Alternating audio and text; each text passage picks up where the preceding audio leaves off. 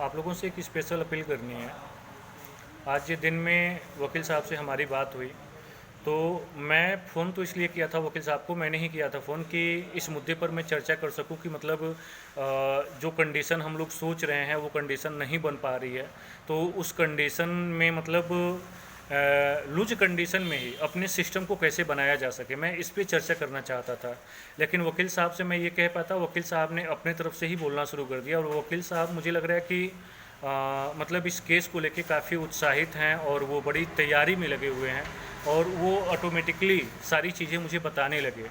और उन्होंने तमाम तरह की बातें बताई कि सत्येंद्र मैं ये कर रहा हूँ, वो कर रहा हूँ, यहाँ मिल के गया अधिवक्ताओं से, सीनियर अधिवक्ताओं से मिल के केस पे प्रॉपर प्रिपेयर कर रहा हूँ कि ताकि क्या क्या चीज़ें हम कमी को पूर्ण कर सकें, मतलब तमाम तरह की चीज़ें। मतलब मुझे बड़ा लगा कि वकील साहब बड़े जुनून में हैं।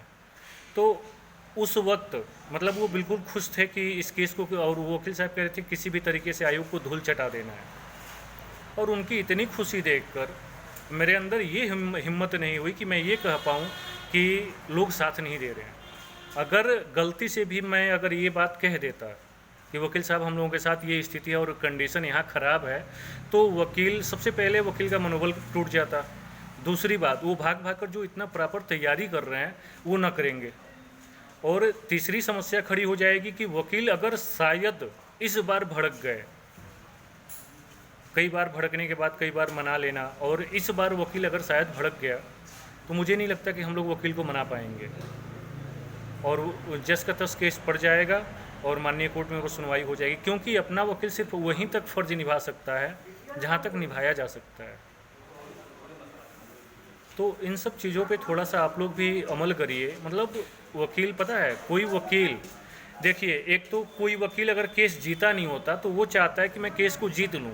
आपका वकील इस केस को एक बार जीत के आपको दे चुका है, बस उसे चैलेंज किया गया है। तो कोर्ट में जो एक सिस्टम, एक तरीका होता है, तो उसके अनुसार कोर्ट में वो वकील भी नहीं चाहता कि हम इस केस को हार जाएं। वो भी अपने तरफ से प्रयास कर रहा है किसी भी तरीके से, कोई भी लॉजिक लगे, हम बस केस को जीत लें। समझ रहे हैं आप? तो इतना खुश वकील जो लगातार लगा हुआ है, और मेरा ये चीज़ें वीडियो में बोलने वाली नहीं है। शायद गलती से अगर ये वीडियो वकील साहब देख लें तो मामला गड़बड़ ही होगा। लेकिन फिर भी मुझे मजबूरन आप लोगों को ग्रुप में समझाने के बाद जब तक समझ में नहीं आ रहा, तो मुझे मजबूरन वीडियो बनानी पड़ रही है। तो ये चीज़ें आप लोग, मुझे लगता है कि अगर अभी नहीं समझेंगे तो जीवन भर पछताना पड़ेगा। मैं बार बार रिक्वेस्ट कर रहा हूँ कि जितने भी लोग हैं, एक बार खुल के आखिरी बार सपोर्ट में आइए। जो भी हो सकेगा उतना किया जाएगा। उसके बाद आपको भी आराम से घर में सोना है, हमको भी सोना है। पता, मैं लॉजिकली इतना प्रयास सिर्फ इसलिए कर रहा हूँ कि केस को जीत चुका हूँ, और जीत के और यूं ही उठा के सरकार को दे नहीं देना चाहता। और एक बात आप लोग तय कर लीजिए, जिस सरकार में आप लोग जी रहे हैं ना, हो सकता है कि मैं ये वीडियो में बोल रहा हूँ तमाम तरह से मतलब मुद्दे हम लोगों पे लग जाते हैं केस। अगर सरकार, जो सरकार आज है, वो सरकार वैकेंसी के तौर पे बिल्कुल, अभी पता कल के धरने में क्या हुआ? कल के धरने में ये मामला सामने निकल के आया है कि जो कृति पांडे नई अध्यक्ष चुनी गई हैं, उन्होंने स्पष्ट कह दिया कि हमने सरकार को विवेचना भेज दिया है। अब भर्ती सरकार निकालेगी कि नहीं निकालेगी, ये सरकार के ऊपर है। यहाँ धरना देने से कुछ नहीं होगा, आप लोग चले जाइए लखनऊ। यही बात है ना।